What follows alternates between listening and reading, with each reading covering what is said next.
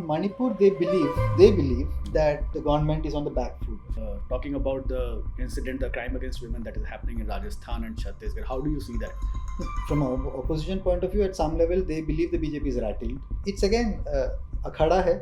So many of the opposition parties believe that women form a major chunk of the BJP support base. So that's an issue which they want to explore. ये सभा मंत्री परिषद में विश्वास का अभाव प्रकट करती है. So after repeated adjournments of the proceedings, the opposition parties today moved a no confidence motion against the government in parliament. इस प्रस्ताव की अनुमति दी जाती है. मैं सभी दलों के नेताओं से चर्चा कर और नियमों के तहत उचित समय पे चर्चा करने की तिथि से आप सबको अवगत करा दूंगा. Now, ये एक गेम प्लान समझा जा रहा है to make the Prime Minister speak on the issue of Manipur, which he has so far avoided to speak in Parliament. Why the Manipur issue is important for the opposition? Why the government is on back foot? ये सारी चीज़ें हम समझेंगे अपने senior journalist Manoj से, who has been covering Parliament for long. Manoj से पहले तो ये बताओ कि नो कॉन्फिडेंस मोशन लाने की मजबूरी क्या थी गवर्नमेंट की, ऑपोजिशन की? It's largely a political point that the opposition wants to make in Parliament. Given the way the numbers are stacked in Lok Sabha, a no confidence motion, it's given that it will be defeated. If you remember in 2018, TDP, after walking out of the NDA, they had moved a no confidence motion, on the issue of special category status for Andhra Pradesh. Again, it was a political move then. It was defeated 126 to 325. So again, this is also a political move. Yeah, exactly. But because the opposition know that they don't have the numbers. So no, it is not about the numbers actually. What was the main demands of the opposition? Yeah. They wanted a statement by the Prime Minister, a suo motu statement by the Prime Minister, and on that basis, a comprehensive discussion. Okay. So the government was not agreeing to both the demands. Okay. They were saying, the government was saying, let's have a short duration discussion, which generally doesn't exceed 2.5 hours. Yeah. Or in any other format which may not exceed more than 4 hours. So the format of the discussion was a bone of contention, and the government was not willing to concede the demand for a statement by the Prime Minister. But Amit Shah said that the government is ready to discuss. Yeah, the government is ready to discuss, as in the past, where the minister concerned will reply. Okay. So that in this case, Home Minister. In this case, the Home Minister. He had visited Manipur also, if you remember. So the difficulty in a discussion in a short time, if it's a short duration discussion or if it's a 4-hour discussion, is that all the members may not get ample time to express their views. Of course, it's an election year. A couple of key state elections are coming up. In a year's time, the Lok Sabha elections are coming up. So, of course, political parties would like to use the parliament stage to make those political points attacking the government. So and they want the Prime Minister to make a statement. They want to force the Prime Minister, because in the past, if you see on the issue of demonetization or on the border tension with China, or on even the farmers issue, there was a demand by the opposition to the Prime Minister that he should come to the House, he should be present during debates, he should reply, he should intervene. But is that a rule? Happened. But is that a rule for, in the no confidence motion thing, that the Prime Minister has to make a statement? No, is it mandatory? The rule doesn't say, but the no confidence motion is against the Council of Ministers. So, जो Prime Minister है मुखिया, जो Council of Ministers का.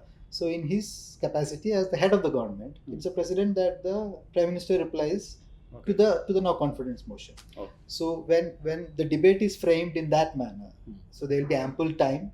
It may spread over 2 days, where every member from a larger party to a smaller party get ample time to speak, and at the end there will be a reply from the Prime Minister. And of course, what we can anticipate is that the opposition will stage a walkout, saying we are not happy, we are not satisfied with your reply. So it's a grand stage of the parliament that the opposition wants to use in an election year. Yeah. Okay. Now the second question is that you have been covering parliament for long, and you have been knowing the things what was going behind the scene in Congress party. Now the question is why the opposition is so adamant on this Manipur issue. Why is Manipur so important for the opposition? No, because there has been so many issues like the Maharashtra NCP split. There has to be a debate on Delhi ordinance, also the misuse of ED and CBI. How come they are ignoring those issues and they are like rigid on this thing that they have to? Now all this is coming into this session. The DMK, which is ruling Tamil Nadu, had an issue with the governor of the state. They had a run-in with the governor. In Delhi, the Aam Aadmi Party was agitated over the ordinance. The NCP and Shiv Sena, of course, had suffered splits, which they blamed the BJP to be the architects of. The Congress too had several issues like that on the issue of federalism, overreach by the central government, misuse of investigative agencies and all. But many of the interestingly, many of the non-Congress parties believe that on these issues, of course, these remain high on their agenda, and they would like to have discussions on all these issues. But they believe the government can effectively counter the opposition on many of these issues. Citing the 70 years of citing the past incidents, say on instance and on the federalism issue, attack on the constitution or attack on the federalism. The BJP or even the prime minister can counter the opposition, citing incidents which happened over the last 70 years when the Congress was in power.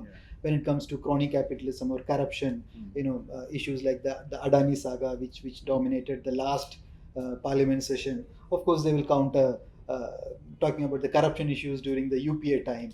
And when it comes to misuse of agencies, the standard, the BJP reply has been that all these opposition leaders are now crying foul because the law is finally catching up with them. So they believe on all these issues the BJP can effectively counter them, but that doesn't mean that they will not raise these issues. These remain relevant to them.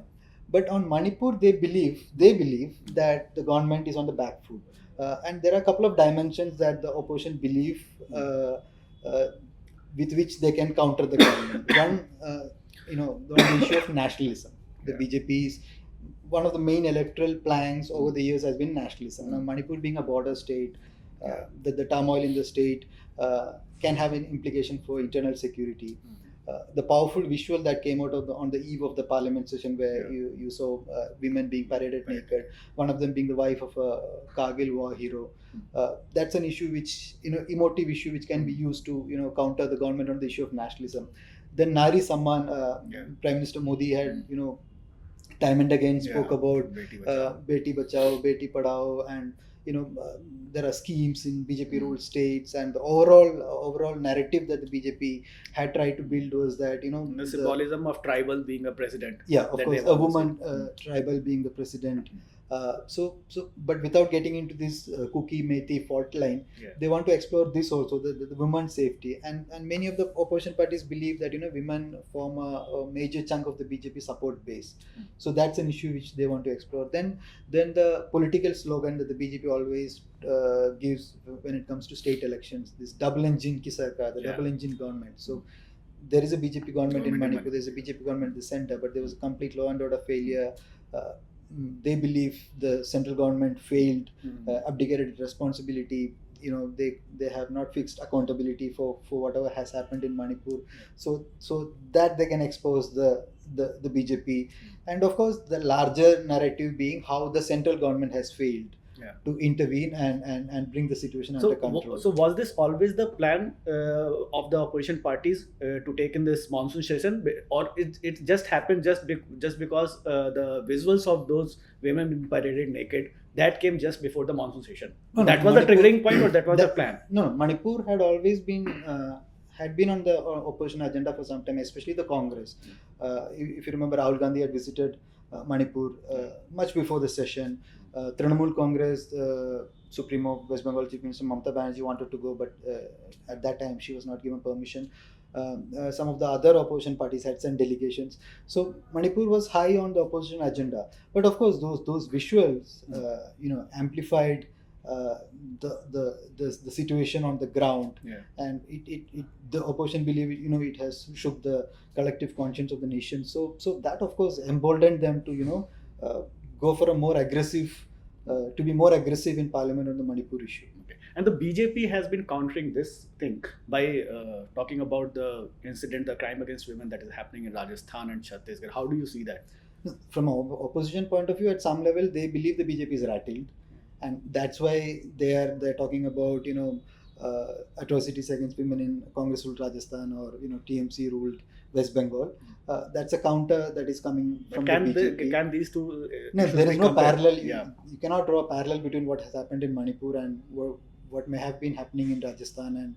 And these are, at best, isolated incidents. In Manipur, it was a violence, which we saw, organized violence, which we saw playing out for 70, 80 days. So there's no comparison. But of course, when in a political battle, both sides will have their points of view to counter each other.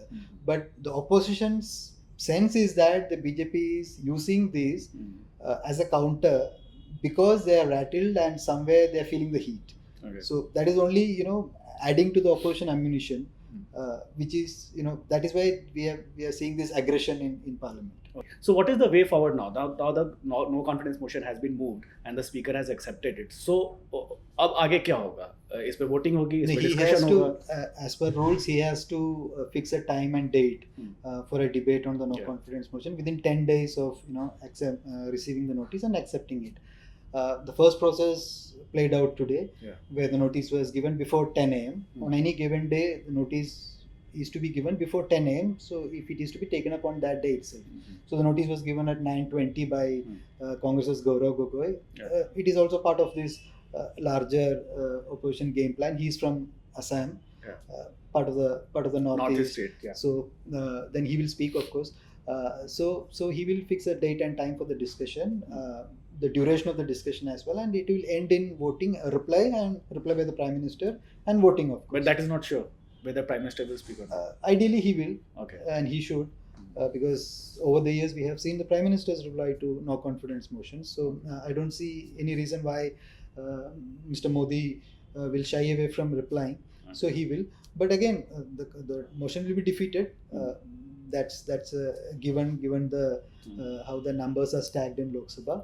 But it will be an interesting discussion where in an election year, all the parties, including the ruling party, will get the stage of parliament to put across their views, accuse each other, level allegations, make interesting points, counterpoints. So that will be an interesting discussion. Will making Prime Minister speak on the issue, will that be considered a moral victory for the opposition?